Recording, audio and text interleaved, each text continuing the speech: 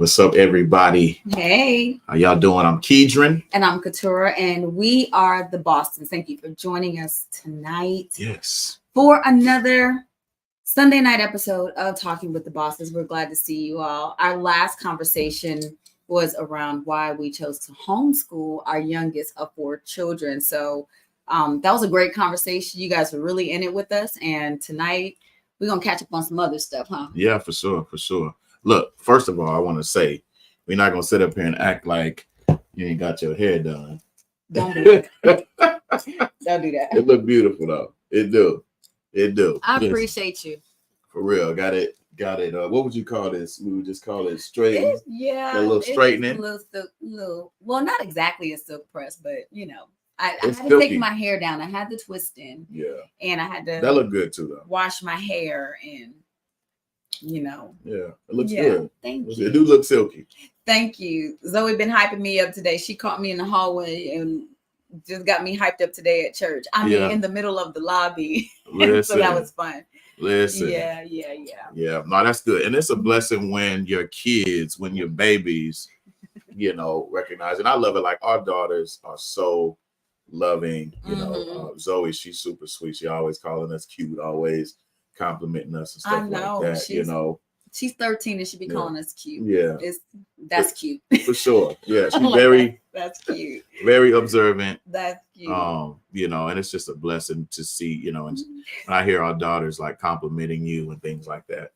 Yeah, and just being mindful to you know, engage in a way that's like like fun so and lighthearted. Sweet. Yeah. Well, my favorite is when they hype each other up too. For sure. Oh yeah, that's for sure. Always good. That's always good because they become a mess together. But I think that's a cool part to see. They're excited right now about this upcoming spring break. Yeah. And even though we homeschool Zoe, it's cool that we can give her that time off, you know, with her siblings and let her kind of kick it and she can spend some time with her friends and stuff like that, visit family. And, for sure. You know, I don't know. Yeah. So how y'all doing? Hey, Esther, how you doing? Esther's ready. She said, let's go.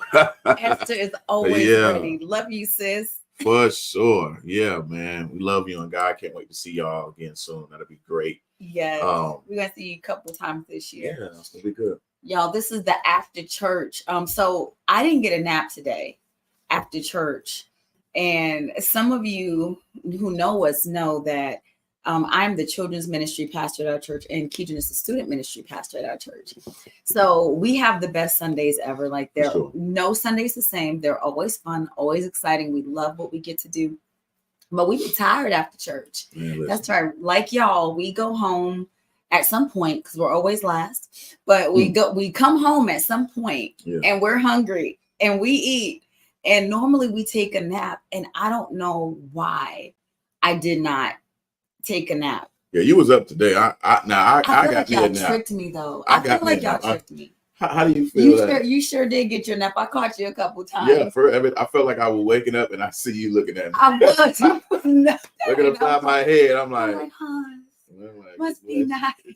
I don't know what it was. I thought you was getting you some rest too. Usually, I had a plan. What's your plan? So normally, like y'all know, I like to come in and like just crash on the recliner. Like I'll get my food and my snacks and I'll like lay out. And I ate too. I was like, maybe I didn't fall asleep because I didn't eat, but I did eat. I didn't even know what you ate. I ate and fell asleep. But anyway, go ahead. No, I'm trying to think. What did I eat? Okay, yeah, I remember what I ate. It wasn't important. It wasn't nothing fancy, but it's what I wanted. Okay. But I ate and I was like, I'm gonna go to sleep. But remember, I came home and you and Zoe pumped me. Like I was gonna go in the room. Yes, I was gonna put on some play clothes. I was gonna tell you get out my church clothes. I was put on some play clothes and lay across the bottom of my bed and watch something on TV and like doze off that way. I was like, yeah, I'm not coming there with y'all. And Zoe was like, Mom, you have to. And then you was like, yeah, you have to. And then Simone was like, what's the problem? Yeah. And then y'all were like, Simone, why don't you come in the living room? She's like, get ready to go play Sims. And I'm like, I ought to go lay up with Symphony because I just kind of want to decompress. Right. But then for whatever reason, like she was over there in the cut eating her chicken. You were warming up your plate. I was making my food. Somebody was making her food. I got to mingling and socializing with y'all. And I just completely like forgot what I had made up in my mind to do. So we all just kind of gravitated toward the living room together. And then the show that we thought we were going to watch, that y'all punked me into getting ready to watch, wasn't available. So then I was watching random like Hannah Montana. No, like look, Zoe got us both. Zoe got us both. Look, Esther said, like, I want to see that. That's a sin for a minister not to have no nap. It is. Listen. It is. Look, she got us both. Because look, the show that we usually watch, we'll watch a show with Zoe. We love The Equalizer with Queen Latifah and some other actors that are really, it's a really good show. And so it's season 4 now. We don't watch all the other seasons. And so season 4 is actually live right now. You know what I mean? Yeah. So, so we had to wait for the update. So we're thinking that we come home, be able to watch our show. But I don't think it updates until like probably right now. I think like 7 p.m. And I kept asking that. I said, do y'all have the right time zone? Yeah. And y'all were like, oh, yeah. I mean, I didn't know. So I searched, you know what I'm saying? So saw that, hey, it was 7. So I told Zoe, maybe don't update yet. But then she had us watching Hannah Montana. And then I think that's about the time we lost you. Yeah, I'm like, look. Meanwhile, I'm watching Hannah Montana. She dozed off. Then I think I closed my eyes. Like I took a long blink. It was not a nap. It does not qualify as a nap because when I look back at my phone, the reel that was on my phone when I took that first long blink, it was still playing. And I looked at my time. I was like, oh, it was just a minute. But she was gone, and I didn't even hear her leave. See, I saw her leave. She was gone. Hannah Montana is still playing. Like the next thing came on, you were knocked out, and I started rubbing on your arm, and I was like, he looks so comfy. And I saw your toes out. I was like, he has his toes out. He got his couch blanket. Listen. And I had my couch blanket. But I'm like, why am I not going to sleep? Listen. So anyway, I let y'all punk me, and then I played myself.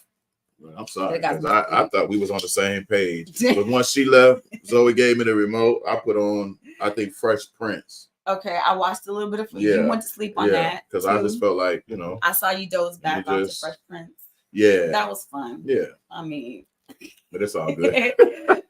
Listen, well, those of y'all, what do y'all do on Sundays? You know what I mean? Especially as ministers and people who serve in the church. I know a lot of us, we may come home and take those naps. Yes. Because it's a work day. You know what I mean? Like when you're serving and you're serving right, you're tired. You know what I'm saying? Whether you are working serving in the parking lot, whether you are serving in security, or you greeting people, or you serving in children's ministry, youth ministry, any of those things. Yeah, you don't have to be reading to be tired. Listen, I mean, I'm just saying, like when you think about it, being welcoming and caring and intentional, that stuff is taxing. I mean, it's a blessing, right? It's an investment as we're talking to people and but it's definitely still, it is tiring though, because for me. Well, for most, I think for the both of us, you do exude a lot of energy because you're talking a lot, you're thinking critically, you're answering questions, right? You're solving problems, right? You're engaging, you're entertaining, you're receiving love, you're giving love. There's just a lot of exchange, like mental and emotional exchange happening throughout the day, and so it does.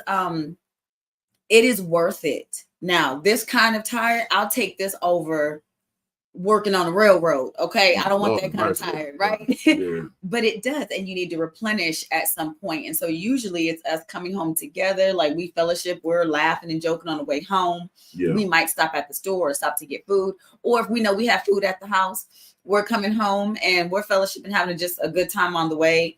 And we convene in our living room or around our kitchen and just kind of laugh it off. And it's really, it's really fun and it's relaxing and it's soothing and it's how we decompress. Yeah. But it's not a complaint fest. Yeah, no, all around here. Like our kids don't feel that way. It's just you need to recoup. Yeah, for sure.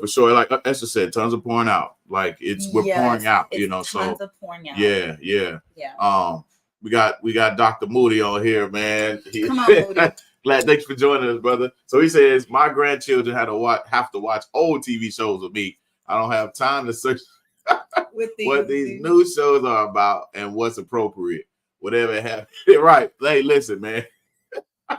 No, that's real, right. And that's OG. That's OG old school right there. For us, my mother was saying that. Yeah. Like we were watching old shows today. You right about it. Yeah. So I tell you what, my mother, to this day, still watches her cowboy movies, you know what I mean? Her Westerns. Yes. And I love it. Adorable. Yeah. It's adorable. You come over there, grandkids come over there, says, hey, that's what you watch. You watching what mama watching. That's right. You gonna learn something. She gonna learn Zoe's gotten hip too to watching like different older shows with us as well. Yeah. But no, it was good to see you today, Moody. We had a couple of opportunities to have some conversations. Moody is my personal security run that kids ministry. He's making sure y'all's kids don't finish me off. Yeah. Okay, that's his sole job is to make sure the kids don't finish me off. Man, so we appreciate you, Moody. We love you, man. Awesome man of God. Yeah. Who else we got talking to us? So we got Precious. Precious is doing hey, her. Stay Precious. Yeah, hi, baby. Thank you. Thank you, Precious. We love you so much. Y'all, that's my mommy. So she normally gets on and she is another one that, like, you thought our kids was hyping us up. My mom is gonna hype us up every time. For sure. And we love it. Thank you, Mom. Yeah, love you, Precious. I'm proud of you. We're proud of you, Precious, about what God is doing in your life right now, so keep on going. You're doing good. In a dope season. Yeah. You're so sweet to her. One day, okay, so we were in the car and she called me. So she and I were talking on the phone and she was like, and give Keedren a kiss for me because I called him today while he was at work and he listened to all my stuff and he was encouraging me and supporting me. And they've been friends for the longest time. But she was like, give me a kiss. When we stopped at the stop sign, I had to give him a kiss on his forehead because she was like, don't forget, Couture, you always say you're gonna do it and you don't. And one time she asked me to give him a hug and a kiss for her, and I said I was gonna do it. So the next time she called his phone, she asked him if I had done it. I'm gonna tell now he wasn't still on the phone, but then when I saw him, he said, I'm gonna tell you right now, Precious called me. That's what my kids call her since they were little. He said, I'm gonna tell you right now, Precious called me and asked me about that kiss she was supposed to have gave me, and I told her the truth. So you're gonna have to deal with that. And I was like, keep your big fat stupid mouth shut. What are you doing? Look, you tell the truth. So this time I went ahead and gave him his kiss quickly. Yeah. And I just made a post about my mom the other day. Give me my benevolence. Okay, you know what? your benevolence is in on the counter. That box of fudge rounds you smuggled in here, and them 2 packs of Oreos that's in my purse. Look, if y'all ever get on with us, and I'm on here, and I got a cup of milk and some cookies, don't judge me. It's okay. All right. I'll try not to smack. He don't even care if you judge him. I judge him about it. He don't care. Listen, let me tell you, this man is unfazed. This man is unfazed. I enjoy my life, and these kids be judging me because I be enjoying my food. Okay, I'm going to enjoy my food. I'm going to savor it. I'm going to savor the flavor. Okay. And I don't rush. I don't rush when it comes to it. No, but let's tell the people of God the truth. Yeah. This is why they're judging him. You see, he has on a hoodie. Now he dresses fly all the time. Thank you. But you can always catch him in our brand of hoodies. Yeah. Like this one, Not About Me. You can visit notaboutme.store if you'd like to own yourself one. Various colors. Okay. Yes. Or his Never Forget line. Now, he's always wearing them in a variety of colors, and he has the little middle pocket where you can put things in. This man will randomly, mid-conversation or mid-step, pull out a sleeve of cookies. Usually they're Oreos or some type of candy. He's pulling things out. This is why this man gets judged. And when I tell you he does not care, if I could not care any less was a person, is him. He does not care. He carries snacks. He is the keeper of all things snackery. Listen. Snackery. Y'all put that in the comments. Snackery. Look, you just never know. The keeper of all things snackery. I'm a giver, okay? And you've been giving me too many snacks. I think, I believe in making sure people have something that blesses them, and nothing blesses people like a good snack. Okay. Right? It don't matter what mood you're in. If you can get a good old snack, type your favorite snack in the comment. It just hits. You know what I mean? And so, if you ever at the Potter's House, North Dallas, right? Come down, come holler at us at Firehouse. All right, we got the good snacks down there, right? Wow, holler at me if you want them goldfish. Yeah. You got to go over his time. You might have to get them from the kids though. I have chocolates for the deacons and the greeters. See, that's a blessing. Yeah. But I'm not hyping. Listen, I'm not handing y'all kids no now later Starburst candies or cookies at 9 o'clock for the 9 o'clock service. I know I'm not doing it. Absolutely not. That's funny. Praise God. Hey, I did get 4th and 5th graders popsicles today, but in my defense, it was 11:40. Yeah, 11:40 a.m. Central Time. Yeah, so that's funny. Not too bad. No, it wasn't too bad. They earned it. No, it's like a brunch. A brack. Like a brunch lunch snack. Lunch. It was a breakfast slack. Snackery and brack. They've been Two new words. Yeah. Precious, not words. Precious says she liked them Krabby Patties. Precious, those Krabby Patties be good. You put my mom on Krabby Patties. Now, she don't have no business with them. Look, I'm gonna tell you something. If you go to Five Below, I like Five Below. Don't.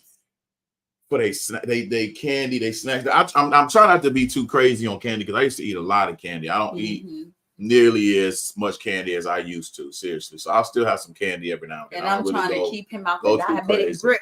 Yeah, I don't go too crazy because I don't really. I mean, I know it's funny to say that kind of stuff about snacks, stuff like that, but I really don't go in a lot. I do like to snack, but I don't do like I'm not like how I used to be when it comes to that. But Five Below got some nice snacks. You made me think of that when I saw Krabby Patties because they have those huge ones. Yeah, huge gummy Krabby Patties. I'm here for it. Hold on, we got some more. Somebody got some a breakfast meal in here. What's this? What's this say right here? Bacon, egg, and cheese sandwich. Who said that? Or a mecco. Who said that? What's that? That's a great recipe for BLT. That's delicious. Hold on, I need to see who that is. Type your name if that was you. It's coming up as Facebook user. Yeah. So I'm looking. Because I feel like you putting us on some free games. No, for real. Yeah, for real. I'm like, putting us on free game. Who is that? Hold on. Bacon, because you can't. First of all, you can't beat no bacon, egg, and cheese sandwich. That thing be hitting, whether it's homemade or you get it from somewhere else. But homemade be just hit. I feel like whenever we travel and we're in the airport, my.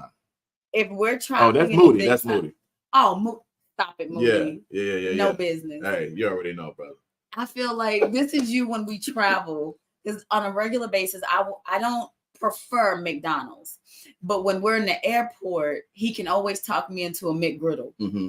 And on the way to it, he's talking about like the way you describe every layer of this sandwich, Moody. That's him talking about the McGriddle as we follow our nose to find the nearest McDonald's that's close to our terminal. Listen. And that's what that just made me feel like. Yeah. Because you talk about McGriddles like it's not pancake and sausage and or egg. And it's on one. It is. And it got the little syrup nodules. Listen, y'all. Listen, we're gonna talk about some finances and stuff like that here close to the future. But one of the things that we are because it just reminded me of something. I'm gonna tell you something. This is a quick little story. Okay. But thinking about investments and stuff like that, we talk to our children about investing. Mm-hmm. They have portfolios, their little mini portfolios that they're building right now. Sure. And our son Zion the other day, thinking about McGriddles, sold portion of his stock. He should to get a McGriddle. I said, son, I know that McGriddle hit, but don't you be selling your. Don't sell. You don't believe that? I said, man. He said, I didn't sell it all. Dad, I just sold a portion.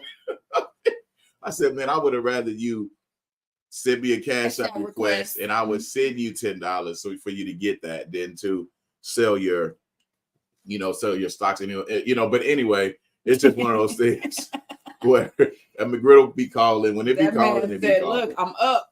Yeah, look, every now and then. That is hilarious. But yeah, he sure did. Cool. I said, boy, hold on.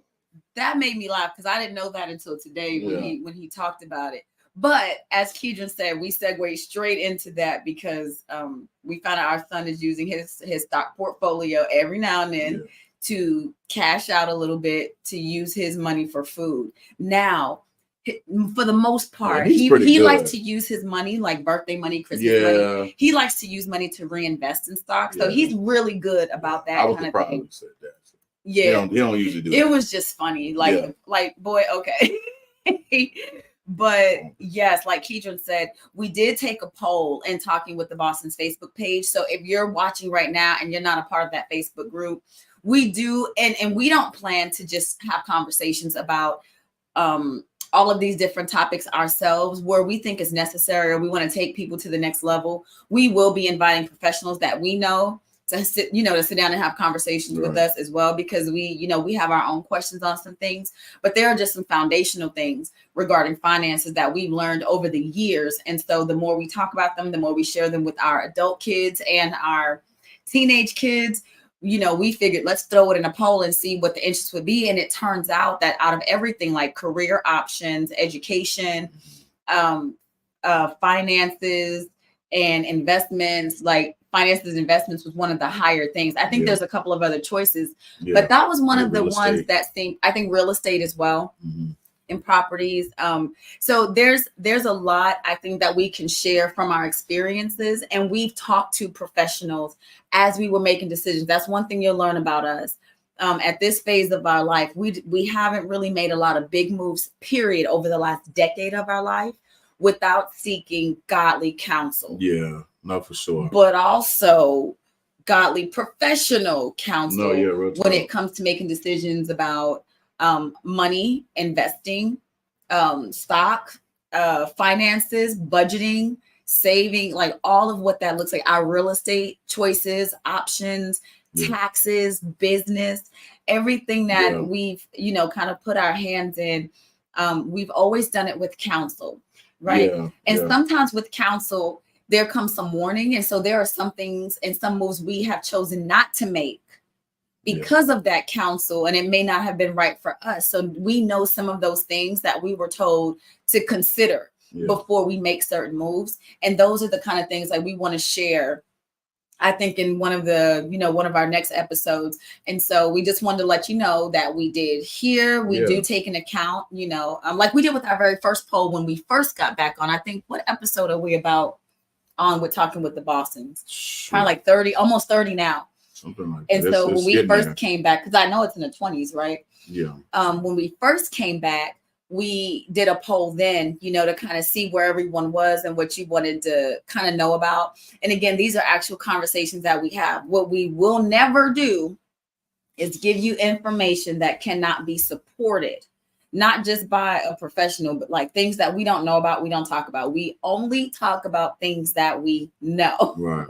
And we prefer personal experiences when it comes to stuff like that. So we definitely look forward to having those kind of conversations coming up here in the future. So you definitely want to stay tuned for when you see those titles come up, because we'll be talking about it. Yeah, no, that's good. Yeah, that's good. So yeah, no, it's really cool because looking back over our life,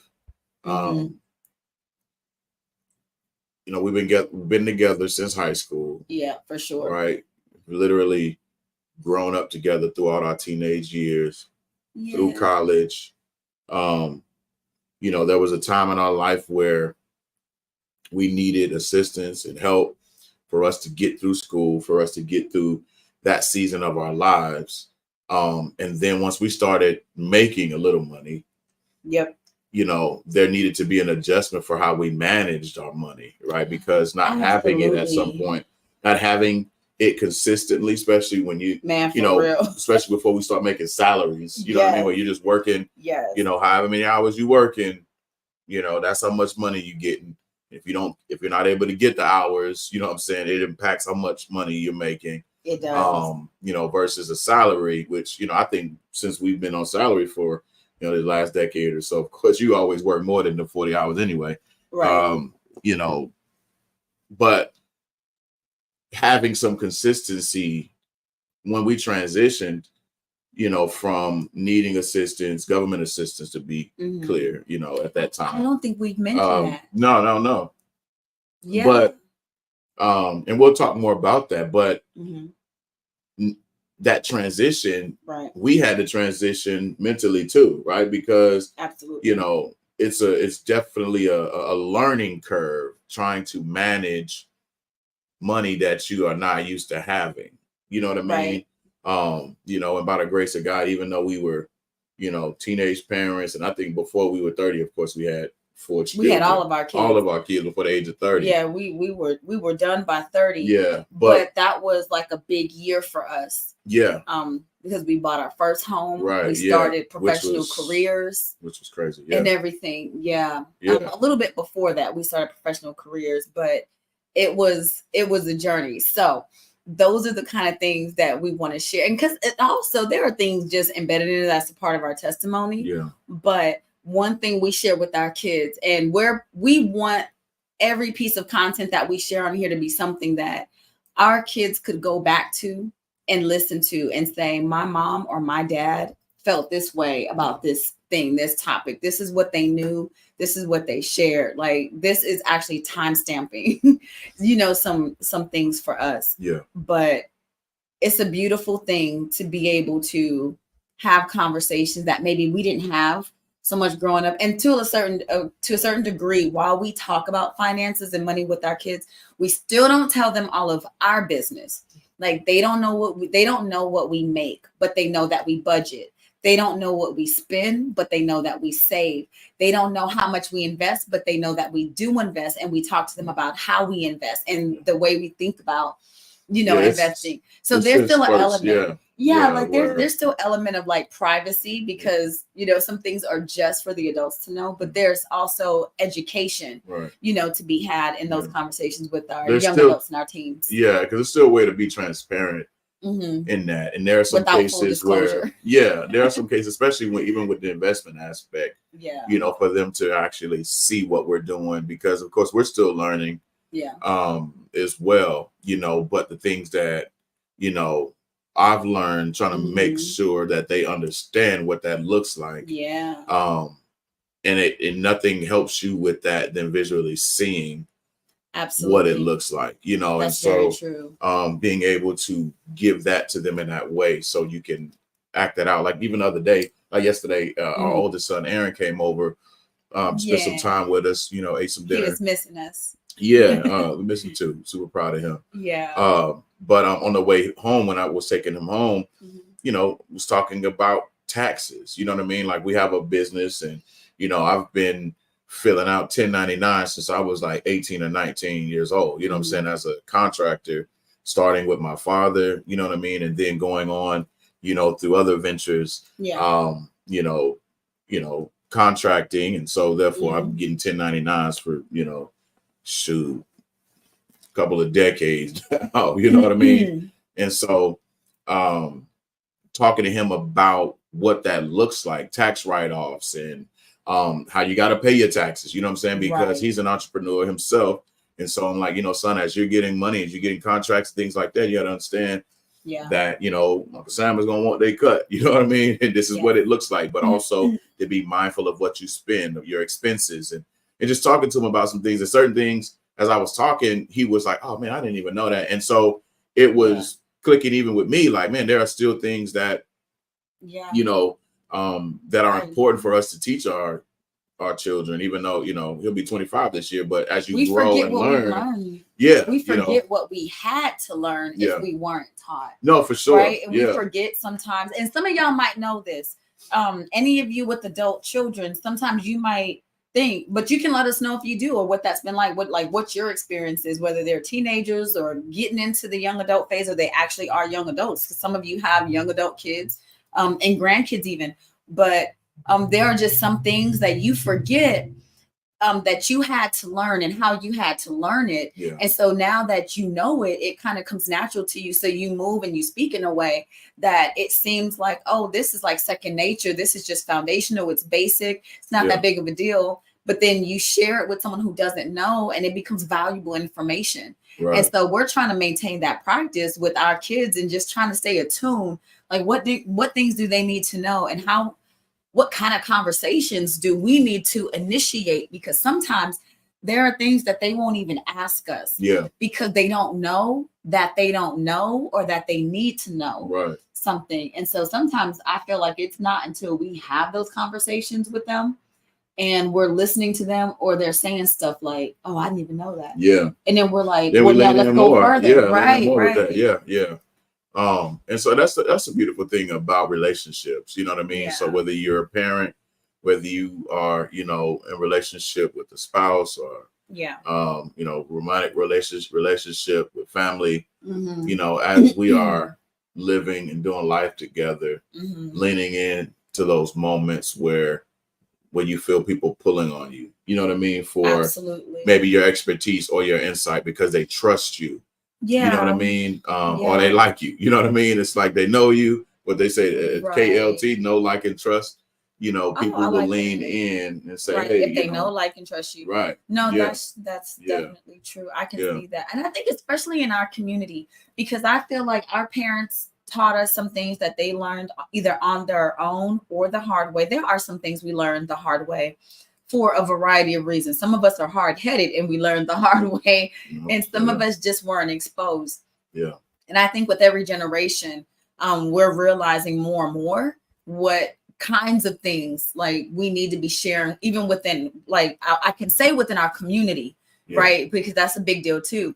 But I think our community starts in our homes. No, And for then sure. for every individual in our home that we impact through knowledge, through education, through information and insight, wisdom, revelation, all of that, that then spreads out into the wider community, whether it's your friends or your church community or your job community, like whatever that looks like. And so a lot of the things that I know and learned about stocks, it was from my husband, his interest, and him even connecting, you know, with one of my family members that I've always had access to. But I didn't know about those kind of conversations until they started having a conversation. And then he starts studying and reading and learning and growing. And so now a couple of years in, I know everything that I know because of the things that he knows. And it kind of inspired me to pay attention, pay attention to the things that he's saying, but to be following a little differently. And then like hearing him explain things to the kids. So I'm learning because he done broke it down so that the kids can understand, but I'm in a cut like, good. You know, like that's a good thing to know. So when we have conversations about these things, they don't feel, you know, so foreign. So that I think that's the main thing. There are a lot of things. There's a reason why the people on the poll selected the options that they chose. And some people said, I want to know about everything on this list. Like I'm cool. I'm cool to hear, you know, what's offered about all of these topics. But I think that's the dope thing about what we're building and the community that we have and talking with the Bostons, because it's not just us talking. Y'all be in them comments too. No, for sure. And y'all vote on these polls. No, it was, as we're growing, you know, we're learning and growing. But I will say that it always brings me back home. Like whenever I'm learning something, whenever I'm exposed to something, we always try to apply it first to ourselves. You know what I mean? Absolutely. And you know, make it personal. You know, especially we don't if know it's it till we do it. Right. And then when it comes down to it, like it has to be like if it adds value to me, then potentially it may add value to others. But when we experience it and we apply certain things, and it's easy for us to explain it, to express, you know, there's sometimes there are a lot of ebbs and flows to things, you know, and everything, even on that poll, like just to kind of keep that, you know, going. You know, for those of you who are tuning in, if you're in our Facebook group Talking with the Bostons, of course, we have a poll on there with a few options on subjects that you know, we wanted to kind of see if y'all were interested in hearing about, learning about, hearing more about, you know, as we talk about it, and also bring people that we know, like, and trust, love and trust, you know, to add value, you know, to the conversation, to us, and, you know, to you as well. But applying these things personally, so that way, you know, when we talk about them, it's real. It's not something where, you know, this is what I think, or this is what, we don't talk, you know, you go try it and see if that works. You know what I mean? No, that's not love. You know what I mean? Like I wouldn't tell my own sons and daughters to go do something that we haven't experienced or done, you know, unless we know that they're equipped to do those things. You know, but that's a whole other conversation, you know, because there's some things that our children can do that we're not equipped to do because God has gifted them. And so well, now that's just encouragement. Right. That's not us teaching. Like we can give insight, to certain aspects of things that they do. For sure. But I think you're right in that. Because like you said, that's not love and that's not us though. We believe in doing things that are tried and true, like some of you. And when it comes to, I'll say the bigger topic of like finances and investing, some of us are in seasons of our lives where we've been doing the same thing for a really long time. And we don't really know where to pinpoint it. And so I'll just say this. One of the biggest things that helped us in our conversations about finances was one, getting on the same page and sitting down and understanding our finances in this way. Expenses. What are we paying out? What are we bringing in? And when are we paying out? And when are we bringing in? Like basic level. Okay, I'm going to say that again. What are we bringing in? What are we paying out? When are we paying out? And when are we bringing in? So those dates need to be aligned. Because some people, depending on your pay scale and how you acquire or accumulate your money, depending on when your bills are hitting, it can look like some weeks and some days or some months just have you on the struggle bus in a different way. Or you can be doing really well, but you're still not sure how that money was allocated or dispersed. Like, you paid bills, but there's a lot of things that we tend to not account for. Like I found this out the first time I wanted us to do a budget together. And I was like, I'll find a template. You probably remember this. And I went online and I found like this generic template. And obviously you can fill it in. But I was like, I need a generic template because I don't know that we 100% know where to start. So it had the basic things like your car, your home, meaning like your rent or mortgage, your car note, groceries, utilities, different things like that. So it kind of gave us a place to start, but there were things like under groceries I wasn't accounting for, or we weren't accounting for when we did groceries and we ate out. Right. Yeah. Right. So when it came to the car note, it was like the car note, but plus insurance and gas. Yeah. We weren't accounting for rent. Okay. We know that's going to be the same time, all the time. But things like utilities. Okay. Yeah. You can put utilities and you can guesstimate, but it was like, no, we need to know exactly like how many apps are we paying for? Yeah, we definitely what subscriptions are you paying for? Yeah, and there's apps for that too that actually help us track those things. But just the questions, right? We had to narrow that down because utilities was too broad. Just your car payment was too broad because so many other things went with that. It really came down to what are we paying in insurance? And then is that the same price? Is this like, is it, when it changes, are we adjusting for it increasing? Gas, like, for real. Yeah, no idea. Check the bank statements. What are we really spending on gas? What's something an anomaly that month? Because it does come down to every dollar. And so that's just one of the first steps to your stewardship when you think about finances. So some of this we're talking about tonight, these are basically like precursors to the bigger conversation. But that's something you want to know, whether you're single or you have a family. It was difficult for me, I think, early on to sit down and have financial conversations with Keedren. It was a point of stress for me. And it was a place of weakness because I was immature in that area. And at the time, I did not realize that it was weakness. I didn't understand that it was immaturity, that it was poor stewardship, and the undue weight that I was kind of asking Keedren to carry because I wasn't mature enough to bear just even having a conversation about it. And the reason it was stressful was really, it boiled down to, I didn't want to have to do all the numbers, even though I'm good at numbers and I like a good data sheet.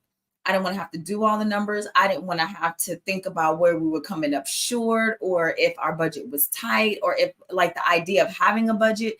I'm like, this is more money than we've ever made. I don't feel like I need to be on a budget. Like that sounds ridiculous. It sounds utterly ridiculous. But being real, even before then, when we didn't have as much, it all boils down to history too. Like, what has our life been like when it comes to finances, even growing up? You know what I mean? And I think that goes to the conversation where, we've said this before too, where sometimes we want to give our kids everything that we didn't have. Right. And so that impacts some finances at times. Yeah. Right. If we were in a place in our life coming up where it's like, I don't ever want to feel this again. Yeah. You know what I mean? I don't ever want to be in this place again. And so that impacts how we move and how we spend and how we act, you know what I'm saying, and how we steward, whether it's our money, our time, any of those things. So it is how we have been raised, our life experiences. That's what I'm going to say. Right. And so that impacts those things. And so we have to address those things a lot of times first. And, you said this before, like us being on the same page, right? Yeah. If you're a single parent, or single person, being honest with yourself. Come on now. As well, and say, like, where am I at right now? The moves that I'm making, why am I making new? Right.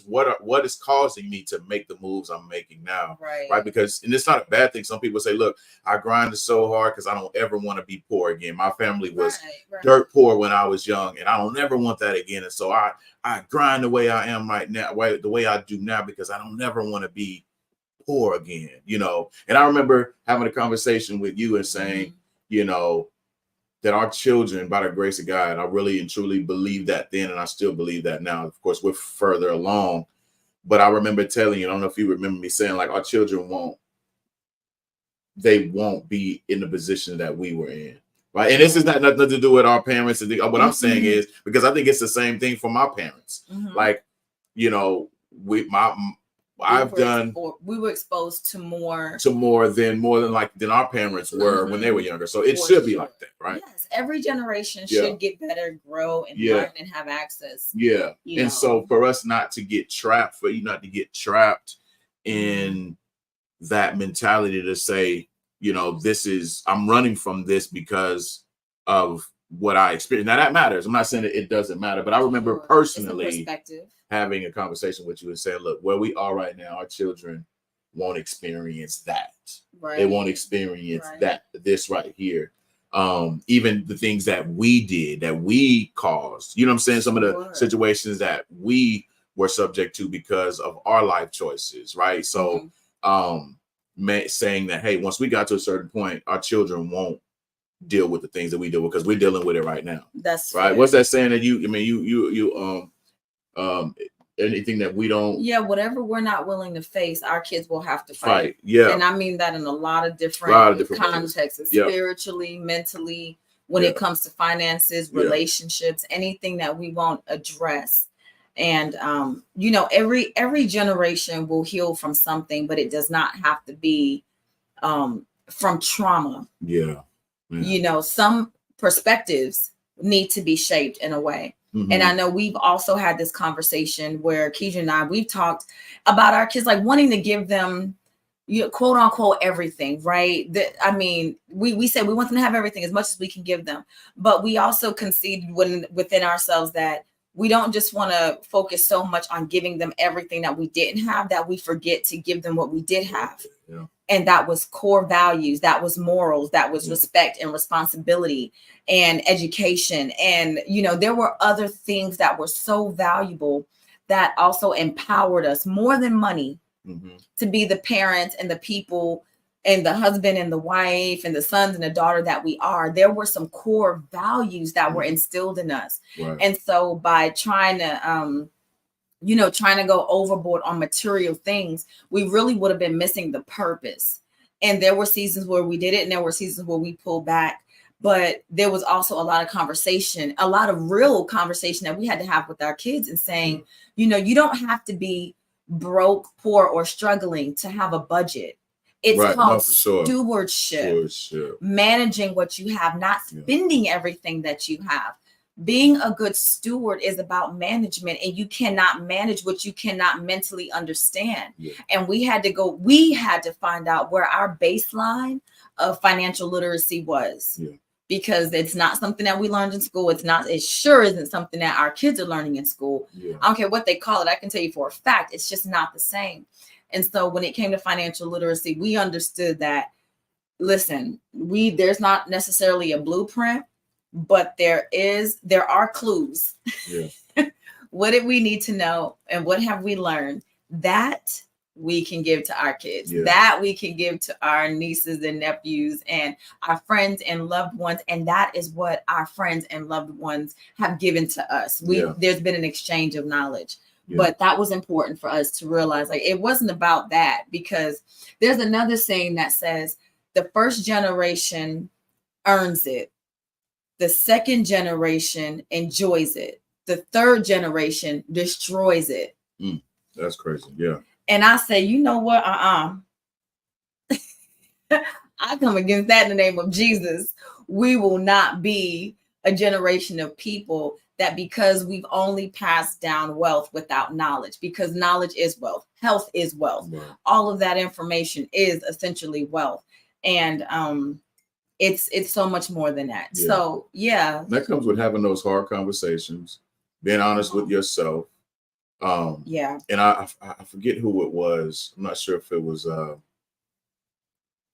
Dr. Miles Monroe or someone, but what we don't manage, those are areas that we'll end up needing a miracle in.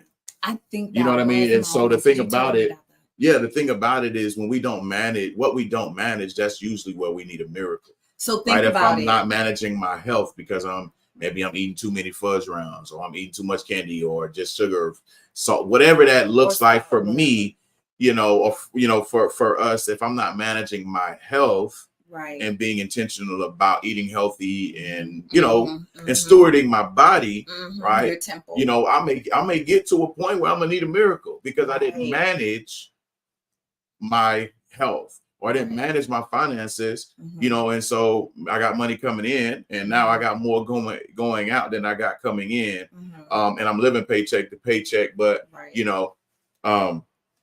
I'm looking at my life like, man, I'm making this much money, but why does it feel like I ain't making none? Right.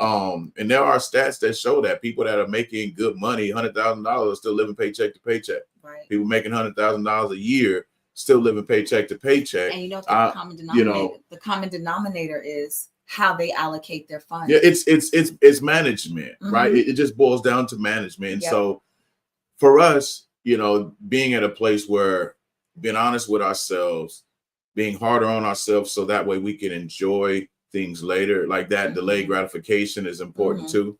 And not much later, in a minute later, but you have to have like mile markers, like this quarter, what am I willing to do in the first 3 months here? Or the first 3 months, whenever you start, right? What am I willing to do? Am I willing to tighten up 2 weeks at a time, 1 month at a time, 2 months at a time, 3 months at a time, so that I can enjoy something? And then what does that go? What are you trying to enjoy? Because we were watching that show. I'm sorry, I feel like I might have cut you off. Go ahead. We were watching a show together, and this man was asking these couples the question, like, what is your idea of a rich life? Oh, yeah.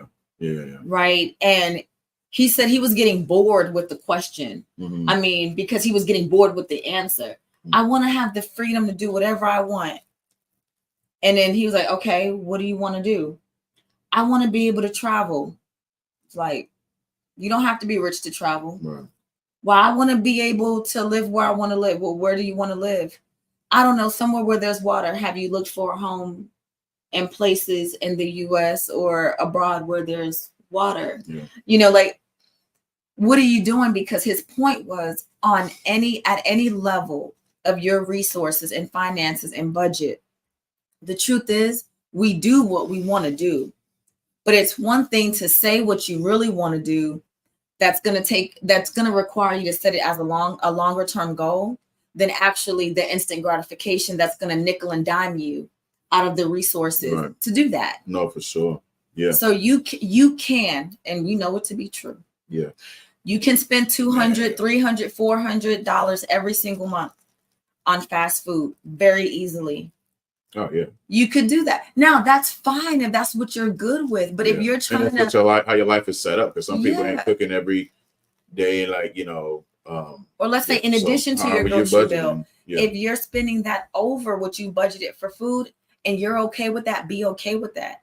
But if you're looking for extra $200, $300, $400 extra dollars to maybe save a portion, to invest a portion, or to pay off your car note a little bit faster, or to pay an extra $100 on paying down some debt, if you're looking for it, you can find it. But it's just a matter of like, what are you willing to do in the short term for your long-term gains? And that's why we say short-term is better, because when you try to go cold turkey, like I'm not spending no money, that never works. You increase capacity by doing things incrementally, a little, and then you want to be able to trust yourself.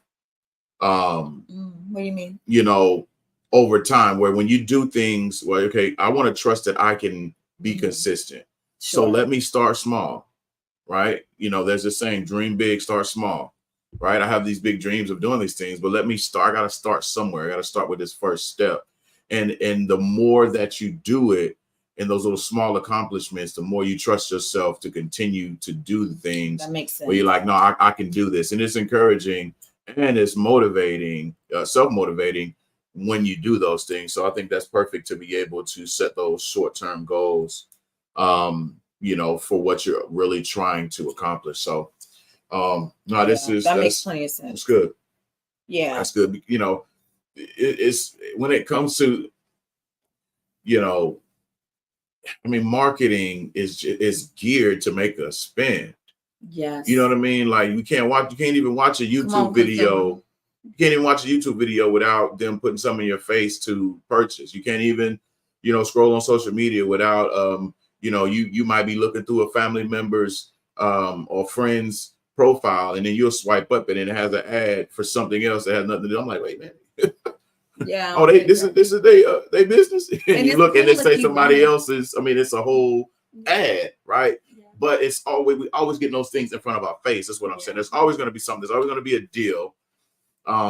There's always going to be something that is going to try to get us. Yeah. And so, I just wanted to kind of say that, because as you were talking, I'm just thinking about all of the things that, we've decided to cut back, but also having that delayed gratification. A lot of times, for me personally, if I don't get something when it comes out, sometimes I'm cool. Like if I don't want it, if I want this again in 2 weeks or 3 weeks, if I feel like I want to get it, then I'll get it. Right. But a lot of times I forget that I even wanted something after I done saw it, and decide like, I can't get it. I don't want to get it. I'm going to wait. Next time I see it, I'm like, it ain't that serious. We went yesterday, Zion had training and football training. Yeah, football training for just what he's doing. And so we're going to go feed him. So we went to Subway, and person in there, bless their heart, was making our sandwich, and I'm just looking and I'm like, I could have made my own sandwich, but this particular time, Zion was like, "Dad, we need to go to a different Subway next time." So it was just a different kind of experience. We managed it, we made it through. But I was telling him, I said, "You know what, son? For the cost, for what we paid for 2 sandwiches and 2 drinks and 2 chips, right? I could have went to HEB." Could have went to my neighborhood HEB. Shout out to our neighborhood HEB. Oh my goodness. And I could have got some meat from the deli, cheese, bread. I said, man, I could have got everything. Got us some snacks and desserts, everything for a couple of servings. You know what I'm saying? For this price, And so I was just telling him, I said, that's probably what we're going to do the next time. But thinking about stuff like that, like if we're really, and I know it's time consuming to go grocery shopping, right? But are we willing to take the time to go to the grocery store and get the ingredients, right? That'll save us some money versus me spending that same amount or more for one meal. You know what I mean? So what's worth more? Let me just invest in time to go. You're gonna spend it anyway. You're gonna spend something. Yeah.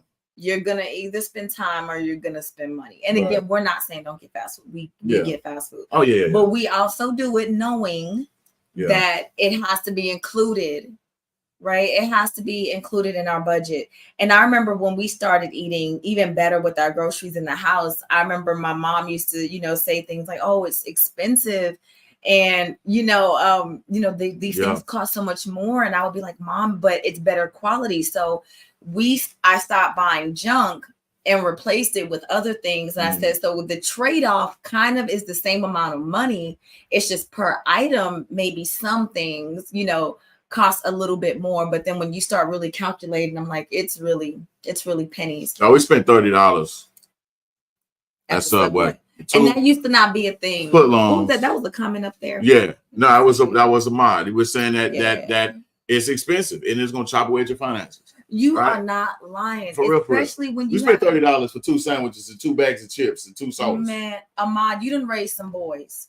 You already know what it is. If you have them kids in the car with you, oh yeah, Lord that changes everything. Yeah. Like going through the drive-through, like when it's just us, we could easily spend $25, $30, like just on lunch for us. You add them kids. Oh yeah, the kids. It's $100. It's $100 at least. And up here in North Dallas, we gonna yeah. Anyway, and we have done it. Yeah. When I tell you, we eat around here. Yeah. We don't spare expenses when it comes to buying groceries and eating. But just know that if you eat out and it's between $70 and $100, that just became part of your budget for your groceries, and it has to be accounted for. Yeah. So, like I said, when we first started doing those budget sheets, and I was like, might be fine, like dining. The dining expense, right? That might be separate from your groceries, but you have to. And we plan those. But they have to be for us. Like, for example, if them kids putting stuff on the list and they want, Hot Pockets and different things to be on the list, and cereal and fudgicles and all of that kind of stuff. Let me tell you something. Yeah, it's okay to have the conversation of saying, like, this is about $80 worth of snacks. Understand this. This is your 2 weeks budget of your snacks. And when we're in the car and we decide to stop somewhere, just know that's part of your luxury. Yeah. That's not your entitlement. So, what you got on this Chick-fil-A, homie. Right. So. No, that's real. Yeah. Did he say something about boys? Yeah, he said they eat like locusts. They eat till it's gone. You are not lying. Yeah. With meal prepping, it's way less than eating out. Man, that's real. No, it is. Man, because look, we gotta eat, right? You know what I'm saying? And so we don't need to what they say. Are you eating to live or are you living to eat? You know what I mean? Well, no, true. But we said this earlier, health as well. It is. Like the quality of life that we're busy chasing after, we think money is gonna bring it. And we'll complain about the cost of buying actual groceries. Management is gonna bring but medical bills are more. That's true. Like management is gonna bring what you want and everything in your life. Everything. Money ain't gonna bring it. Management will. No. Management so we love that. More. Yeah. If y'all didn't catch that, Amon said that meal prepping, he's a living witness. Mm-hmm. Prepping makes all the difference, because I do the same when I'm grocery shopping. I'm planning the meals in advance. Like, I know I'm making spaghetti and tacos back to back. So when I buy this ground beef, your kids can, Mom, can I make a burger? You cannot, because I have plans. Man, no, for real. This. Like, you can't use my ingredients. I got what I'm doing with this spaghetti for this night, and this garlic bread and salad. That's what I want to have for it. And this is what we're doing, because we're doing spaghetti on Monday. We're doing tacos on Tuesday. And this is how I'm planning it out. Yeah. And so, that's real. But it has saved us. Listen, you saved my groceries plenty of times. I had to come through that kitchen and be like, look, this is what your mother cooked. Right, we're not getting ain't no other options. Yeah, we got other options, but this is the option for the night. Because they'll eat what I cooked and still be wanting to break in and make gourmet ramen noodles and stuff. I'm like, or not try to eat it at all just because they want something totally different. And I'm like, this is what we're eating tonight. Sometimes, like I say, it's not like that every time, but there are times where 9 out of 10 I'm like, this is what we're doing. You know what I mean? Like that right there is for another time. Right now, your mother done cooked, or I done cooked something. This is what we're eating. Right. To be able to keep that consistency going in that way, but just managing those things, because we know ultimately that, we got to keep groceries in here, right? But at the same time, if we're trying to do something financially or just in our life, managing that, is important. Even with us going on vacation or doing things, it's like our conversation with our kids, like, hey, this is what we're trying to do. So I know you want to do this right now, but this is what we're all doing together later. And that's like, okay, cool. Right. I'm like, you do this now, but we are trying to do this. So you want to be able to kind of indulge a little bit, when we go to this certain place, or you want to do this now, right. But just giving them that perspective too. I think that's important. Great. No, it's great, but it's also important because, again, it is a way of teaching financial literacy, and whether they get it or not, we got it. Whether or not they understand it, we can have the conversation. But whether or not they understand it now is kind of irrelevant. It really is. Yeah. You're gonna learn later. It's irrelevant. And Keedren is the man of his word. He is a man of his word. Listen. If he tells them we're gonna have this level of experience, he's gonna deliver on that. But if you spend your experience because you want to do X, Y, and Z, he may or may not let you do that. But the conversation does get had. And again, it's not budget doesn't mean broke. Budget means you're a good steward. Yeah. And that's what we're trying I think to we've gotten way better at that, and I appreciate you for being willing to have the conversation. Of course, we're years away from where we used to be when it came to that, because I've always wanted you to understand what we had, you know what I mean? Because I'm like, if we can both see it, then we can work it together. You know what I'm saying? I know. But I just appreciate you for, your maturity, even in that area, and being willing to tap in and lock in with me. And I think that's been better for us. You know what I mean? And of course, we're definitely not where we want to be. But this is a journey, y'all. Like, so even as we talk about finances, as we talk about health and real estate, whatever those things that we topics that we may bring up and conversate about, it's something that we're actively pursuing and actively walking out. And so one of the things, and I know we have another question I'm gonna pull up too, but one of the things that I'm finding myself talking to my sons about, even our daughters, our children, is just like the options that we have. Like, I remember when we first got our house in San Antonio. Oh man, the solicitation, y'all. Like when people have that no solicitors on their door, which we have on that. That is a real thing, because I did not know, and we have it on our door in our home in San Antonio that we own. But they gave it to us instantly, and we didn't know how to use it. No, but that's the thing. That's the thing, man. So many people were coming at us for the water systems, for, hey, you want new carpet, you want this paint, you want, even still, you want your yard done. You want your yard done. So many different things, right? And of course, when we first got the house, we were moving from a 2-bedroom apartment to a 5-bedroom, 2-story house, right? What was a 3-bedroom apartment? Yeah. And so the furniture wise, right? I mean, we were going to cons. And got conned, but anyway, thank God for being able to pay all of that. When you pay off cons, like, if you know, that's a test. If you know, the rent center. If all you old enough to remember all of that, right?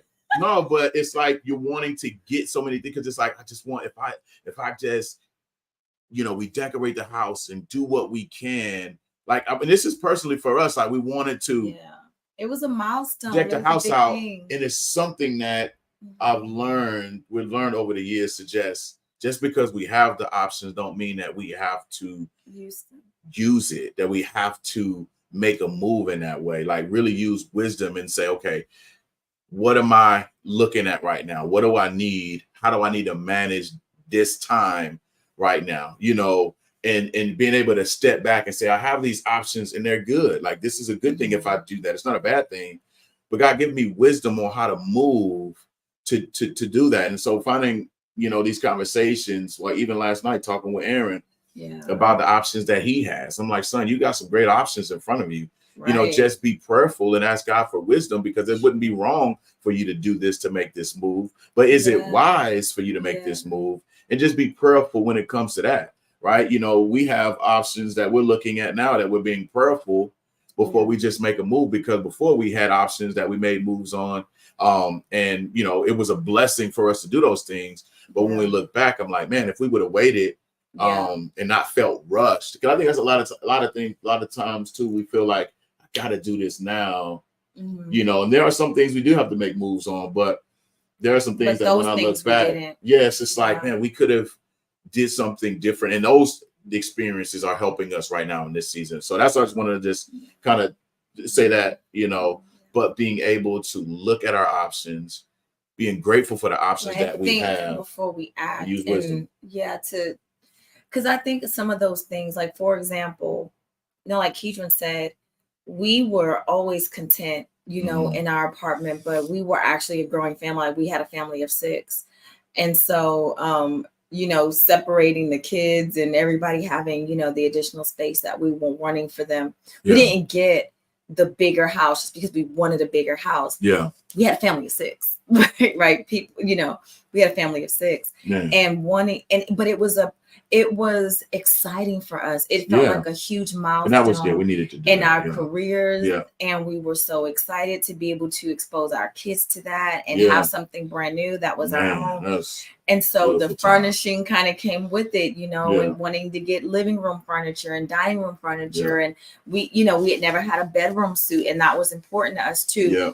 But when we think back on it, now when we think about how much the total that stuff costs, like just at sticker price, number one, we could have negotiated. And that's price. That's the thing. Yeah.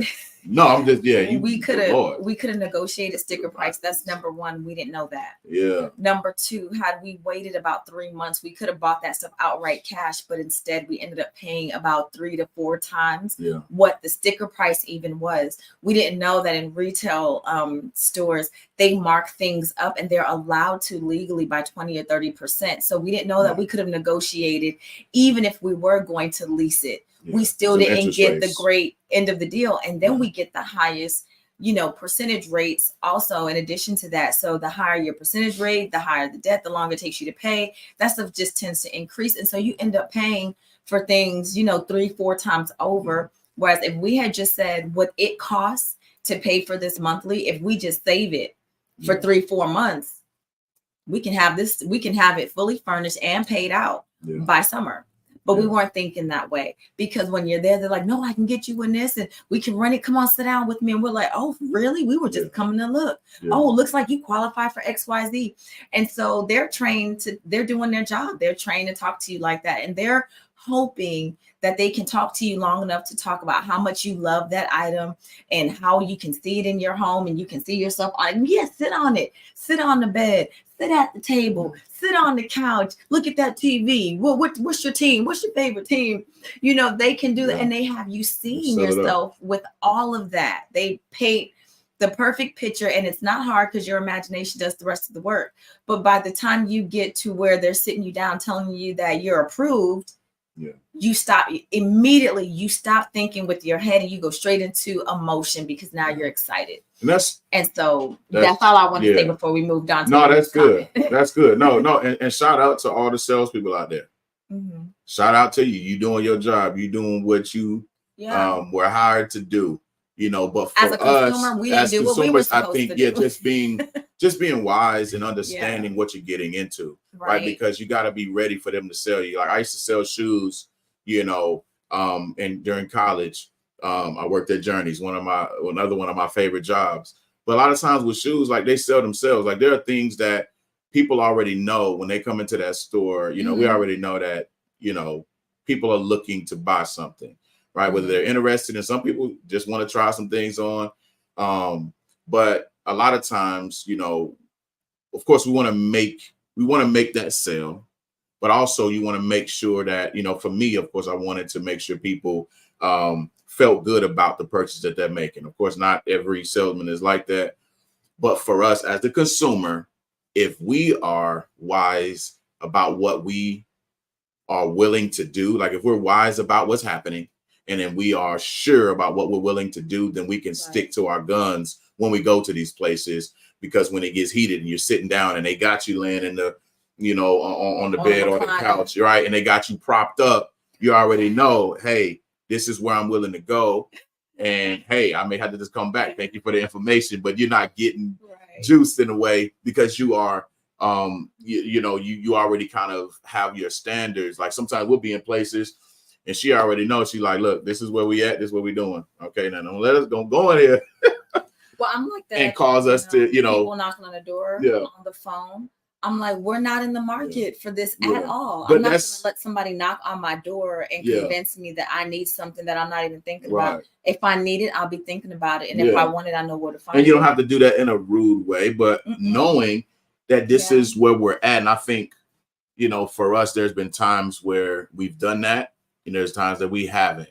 Right, especially when it comes to the interest rates. Yeah, like that was the thing too. Like some of the stuff, because all of our furniture is paid off, everything that we have, we have no debt in that way. It took us time to pay those things off. Right. But in retrospect, looking back at the interest rates and seeing how much we end up paying on the back end, you know what I'm saying? Those are the things. Was just like, man, if we would have paid attention to this, either we would have made, even if we still would have made the choices, at least okay, well maybe we probably could have made bigger payments or whatever. Anyway, it just helps us with how we move. And so when we understand what we're doing or what we're getting into, then you can make a wise decision whether you choose to do it or not. And I think that's definitely what we've learned in that way. But Ahmad said something right here I want to pull up. As African Americans, we weren't all taught about how to be frugal. Being financially literate is something that I learned late in life. I appreciate y'all for having that talk, man. That's what's up, bro. Like seriously, a lot of stuff that we learn, and thank you, man. A lot of stuff that we learn the hard way. We end up learning the hard way. And it don't have to be the same for our children or the people that we know. Right. But it's just exposure, of course, and not having pride too. You know what I mean? Trying our best not to be prideful because somebody else is having things and we maybe want that. It's not that we can't have it. It's just like sometimes we gotta wait for it. We gotta work a little bit longer for it. If that's something that we truly want. And so it's important, to I keep just using wisdom and being prayerful and having that counseling. And we've literally learned how to ask questions to people who ask questions. Ask the people that know more than us to ask them questions. You know what I mean? Yeah. So we can really learn. What are you gonna say? No, I can say like those experiences, I do consider learning them, that I do consider us having learned the hard way when it comes to that. And I didn't like how it made me feel. Yeah. I'm gonna be honest. No, for sure. I don't like feeling like I've been taken advantage of or like I've been tricked or played or manipulated in any kind of way. And I learned that like people being nice to me doesn't actually mean that they have my best interests at heart. Right. And talking nice to me, smiling, complimenting, all of those strategies that could be either genuine or manipulative. And so now I'm more on the side of I'm not distrusting of people, but you don't automatically get my trust. My trust is based on me trusting me. Yeah. And being able to ask again, like Keedren said, asking the right questions and not appearing too eager. Yeah. Because one, I felt like that has given, and our experience is giving people too much power over us. It's like there's a reason why when you go to car dealerships, anyway, I'm not coming for anybody's job or what you do for a living. Like that's not the goal. If that's what you hear, you're missing it. Yeah. What I'm saying is like there's a reason. There is consumerism and consumer debt at the levels and at the rates that they are in the US right now, because this is a real phenomenon. We're not the common denominator. It's lack of knowledge that is the common denominator. Right. And so there's a reason why you're looking at vehicles, whether you can afford them or not, why they will keep you there for several hours.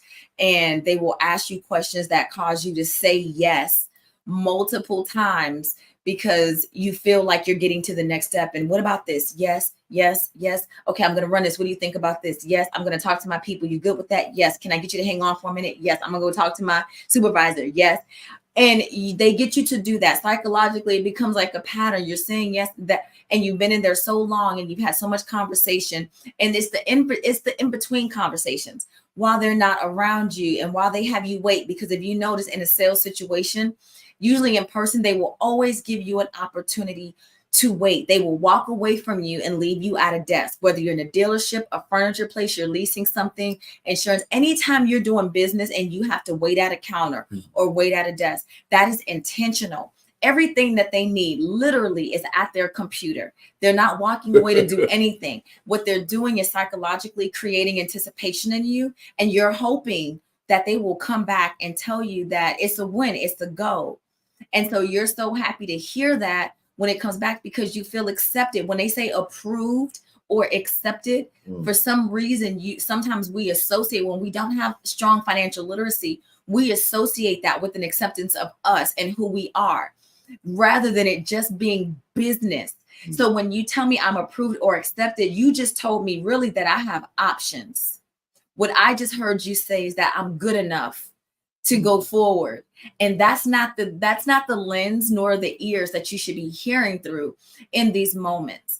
When you see a sign in the store when you're shopping and it says this is on sale, you need to do the math and see if this is really on sale. If it's saying if you buy 2 of these, it costs this much, but 1 with the same amount of ounces still might be 5 cents less. But because they put 2 for something, you might assume, if you're not willing to slow down in that moment and look, yes, you can get 2 for this price, but you can get 1 with the same amount for this price. So maybe 2 or 3 cents doesn't matter to you. But what about when it's something bigger that you can't equate in your head? Right. Because when you're making the big purchases, or you're making sacrificial purchases that will obviously, benefit you, they're things that you want, you're not doing those calculations. You're not doing the APR, the annual percentage rates on that stuff. You're not calculating how many months it's going to take for you to pay down this debt. You're not thinking principal versus interest on any of this stuff right in the moment if you're not financially literate. And it really all boils down to you knowing, like, what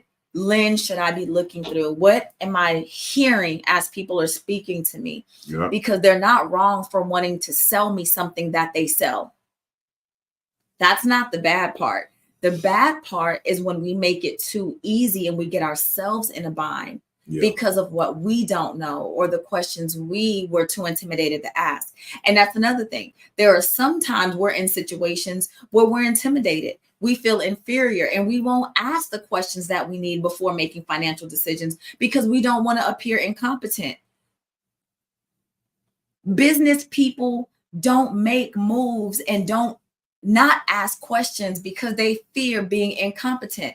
They have one objective, and it's to protect their stakes in this deal.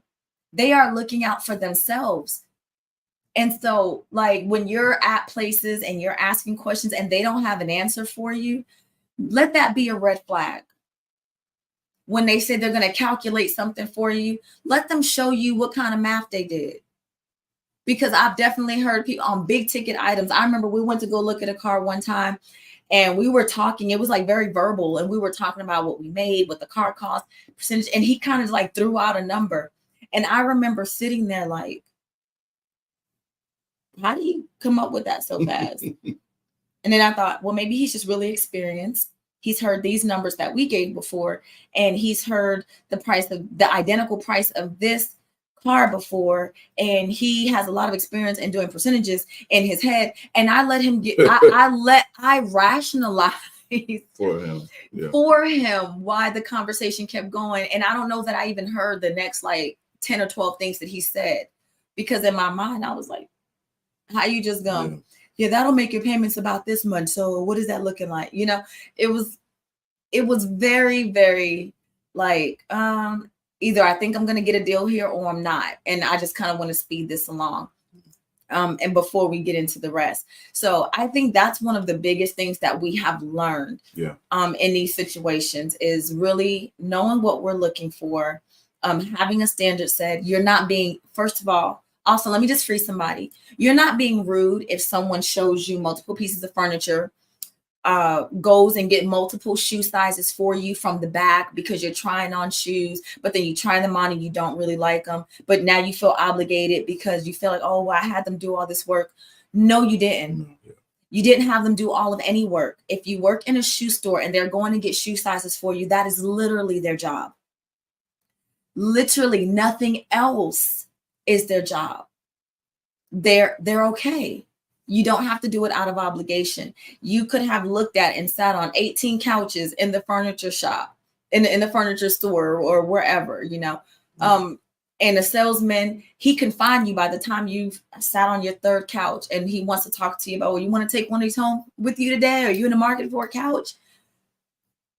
Yeah. You don't, at that point, from that point on, you don't owe anybody anything. Yeah. You owe it to yourself to protect your interests and your resources. And if the deal is as good as they say, if the company or organization is as good as they say, if the salespeople are as honest and integral as they're presenting themselves, you should be able to leave and come back any day and get the same quality of service. Yeah. Yeah.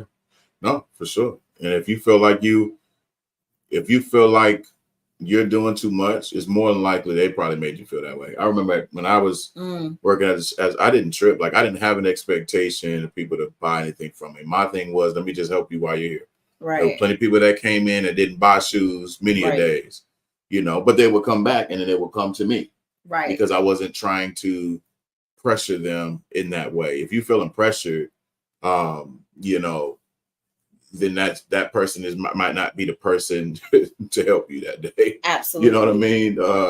But no, that's a good point that you're making, you know, that you made when it comes to that, you know, not to feel forced or pressured to do something because, you know. And don't let your pride make you do it either. Like I want to show them like I can afford it. I have money. Right. You don't have to do that. If you especially in this season, this income tax season, y'all.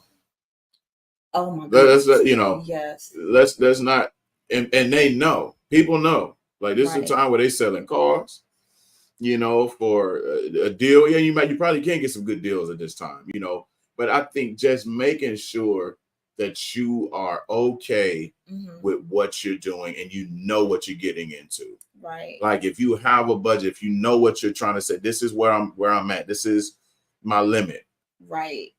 Stick to that and find the deal for you. You know what I mean? Right. You know, but you used to say this, there's always gonna be a deal on everything sellable. Oh my goodness. Everything sellable will always have a deal and it will happen multiple times a year. What we do in our community is that we value things that make us look like we're rich while we're really going broke. We'd rather look rich than actually be rich. We'd actually look like we have money than to actually have it. Having on $100 outfit and having $2 in your pocket is not a flex. It's not a flex. And so I think for us, your values, what is important to you when you're thinking about, you know, what you have and the goals that you actually have and what your plans are, do things that actually make sense. Yeah. What would you do if you didn't care what anybody thought about your money moves, about what you were driving, about what you were wearing? What would you actually care about? Because when consumerism at the lowest level is stuff. It's perishable, tangible, but perishable things. And guess what? There are certain communities that have a tendency to spend and contribute trillions of dollars to this industry. Yeah. There are some industries that market specifically to certain communities because they know that is what those particular individuals and that community value. And that's all they want. And they're content with that. They are 100% content with that. There's a reason why, like if you watch cable TV, there's a reason why you see certain commercials only. It is made for the lowest level of consumerism. It's okay if that's what you want, but just understand that. And that's a part of just being literate and understanding how the economy works. the things that are really worth you investing in are going to be your assets, things that you can pay off, things that you can keep, things that have resale value, things that are actually like useful, a couch, a bed, clothes for your kids, school supplies. Those are all things that are perishable, but they're worth buying. But, I'll pause there. Yeah, no, that's. But just wanting that to be a consideration that there are brands that market specifically to certain communities. And there's a reason why the people with the most money don't buy these things. And the richest people or the people that look the richest in videos and social media, that there's a reason why they're coming out and saying like, that's not their stuff. Yeah. Because it's not a good investment. It's not a good investment. So also check that, and we're thinking about the young adult listener too. Like, check those things. Because some of us who are a little bit more mature have been there and done that. We already figured that out. You can continue accumulating things that don't really matter, or, start making money moves and understanding how your money can actually work for you, but what you need to understand about your money first, because this consumer market, what they understand about your money is if they show it, you'll buy it. They figured it out. Now we have to. Period. That's real talk. Yeah. So this is good. So as we, unless you had anything else to share, no, we just kind of wanted to get on and of course talk. Yeah. But also, I think where we went, even with this conversation, thinking about stewardship, thinking about being honest with ourselves, making sure that we are intentional. Yep. In the moves that we make, whether it's financial, whether it's health-wise, with the options that we have. Like when we think about what options we have or you have, right. Consider those things. When was the last time you considered your options in the area of your life? Whether it's financial options, whether it's, relationship type options, career options, and think about those, pray about those things on how to move forward with them in those things. But management, I think, is a big deal. How we manage what we have in our life, from our health to our wealth to our relationships, everything, our spiritual walk. How are we managing those things? Because that's truly should be a top priority, because Absolutely. when we don't manage the areas that we don't manage, we typically end up needing a miracle in the areas that we mismanage. I said I wasn't gonna tell nobody. Listen, okay, last point. Yeah. Because it hit different when you said this just now. The area that you don't manage is the place you need miracles for. I'm gonna say this. And I'm saying it because it's 100% my opinion. It don't have to be true for everybody. But historically, we find ourselves in the Black community always in need of prayer for a light bill, some money to come through because we're doing bad, our health, healing. And it's not that God can't do any of those things. But it's also true that these are also things that we should be seeking God for wisdom on and prioritizing in our conversations with God, in our relationship with God. Like really understanding when he says your body is a temple, when really understanding that he does call us to be good stewards of what he's given us. Are we really asking for wisdom in the area of our health, in raising our children, in our marriages? Because in his word, he hits all of that. Yeah. And sometimes we're really not praying for our kids until they're in a bind. Yeah. We're not praying for our marriage like we need to, or covering our spouses until we're at the brink of like crisis. Yeah. Or family members. Like these are things that we could really do a better job at like putting in the forefront of our relationship with Christ, so that we're not always finding ourselves begging him for a miracle once everything has like blown up. Right. Yeah. Because even if he does, God is faithful. And whether he gives us that miracle and turns around and fixes it, or he doesn't, he's still good because he's still God, and God is good regardless. Right. But if we were to do that, we might be able to talk to God about the next level of the things that we've already put before him in the first place, and not That's always real find good. ourselves in crisis about the thing that he said. But I gave you the answer in my word. Why won't you submit? Why aren't you begging me to get a closer relationship with me like you begging me to pay this light bill? Like, why aren't you asking me for wisdom about your health the way you're begging me for X, Y, or Z? Like, let's do that. Like, this is outside of like emergency situations where like you need a miracle for your life or your health. But like over time, like you've gotten blood work and they keep telling you like, watch your cholesterol and watch your sugar, watch your salt, watch your weight, watch, all of these different things. And we're like, I don't receive that. You're going to have to accept it at some point because that the same pattern is going to get you the same results. And so, like I said earlier, I think like we both said, it's a mindset shift. And I think it would be unfair to say that we changed our mind just because we got wiser, we learned the hard way and had some bad experiences. We were in that place where we had to humble ourselves before God. And we were like, God, we got into something. And we don't just need your help, but we need wisdom, because these are not the kind of decisions we can afford to keep making again. Like, we can't keep making bad financial decisions. Right.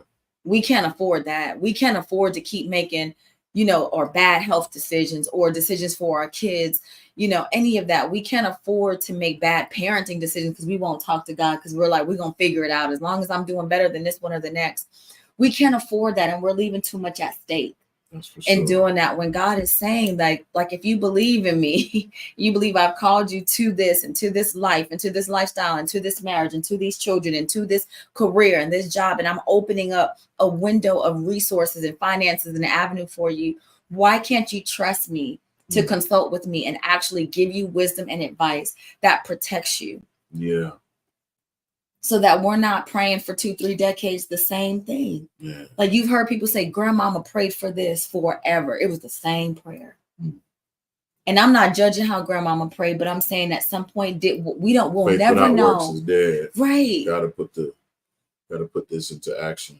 Right. And so what have we learned from that? Right. Yeah. We can honor grandmama's prayer and say, but should we have to repeat? Like, if grandmama prayed for the same thing all her life, should we still have to? Or did her prayers mean anything? Like, maybe we can honor the prayers of our parents and grandparents by doing something different, doing something better, and not still repeating cycles that God is saying can be broken. Right. You can find the answers to this in my word if you're willing to be disciplined. If you're willing to be disciplined. If you're willing, because that means if you're willing to be disciplined, you're willing to be my disciple, meaning you're willing to be my student, which means you're willing to let me be your teacher. And we know that the Holy Spirit is our counselor.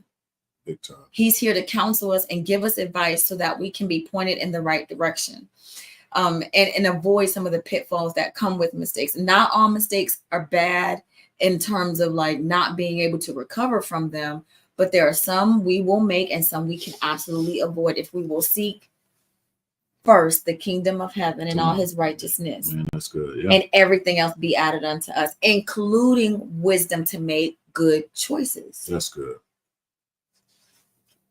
Period. Okay. That's good. I have no more advice. I was just like, I think that, on my heart too. That's wisdom right there. I'm glad you added that to this because that's important. So I don't have anything else to say after that. That's good. Thank you. Amen. We're gonna continue these conversations, but be prayerful. Yes. Be prayerful. Yep. Be prayerful. God said, if we want wisdom, ask him, and he gives it liberally. You know what I mean? And so, I think that's the key. Yeah. Take things one day at a time. Yesterday is gone. Tomorrow's not promised. Right. Today is the day of salvation. This one. We one have day at a time. What we have right now, the moments, the moves that you make right now, impact your future. Yep. It impacts our future. Yes. So this is personal for us. Yeah. But we love y'all. We thank y'all for tuning in. We pray that y'all have a fantastic week wherever you are, whenever you do watch this, whatever's coming up for you. We pray that it's fruitful and it's a blessing for you. Use wisdom. Yes. And don't feel the pressure to perform for people. You know what I mean? Do it because it's what you set out to do. Yeah. And be intentional in that way, because it's just too much, you know, to try to impress people. Yeah, yeah. Seek the Lord for sure. Yeah, and make it a goal. Like, can we just be a little bit more impressive to God? Yeah, yeah. Just give Him another reason to say, "Got it. It's 2024. Yeah. They're doing something different than last year. They learned something. Yeah. They're allowing me in. They're trusting me." Like, yeah. No, that's where you just made me think about, you know, when, you know, what the Bible says, you know, when we get to heaven, you know, being able to hear, "Well done, my good and faithful servant." Right. Like, it doesn't, it's about what we do now. When we get to that moment, it's about what we've done before that moment. Yeah. Right. That moment happens because of what we do right now. Yeah. And so I love that perspective, God. I want to make you proud. Yeah, that's good. So we love y'all, and we hope y'all have a great week, day, evening, night. Yes. And with that being said, you have anything you want to? Nope. Thank you for tuning in on YouTube, on Facebook, and if you're not a part of the Talking with the Boston Facebook group, you want to do that. Hop in there so you can be a part of any old and new conversations, but you can always go back and watch on YouTube. And if you're watching by way of replay or rewatching at any point, still feel free to hop in the comments. If something stands out to you, you have any questions, or you just want to add value to the community of learners, listeners, and leaders as they continue to kind of walk this thing out with us in our Talking with the Boston's group. But yeah, like he said, we love you, we appreciate you, and we hope you have an amazing rest of your life. How about that? And let's just go big. Enjoy the rest of your life. Until next time. Until next time. Bye, guys. Peace.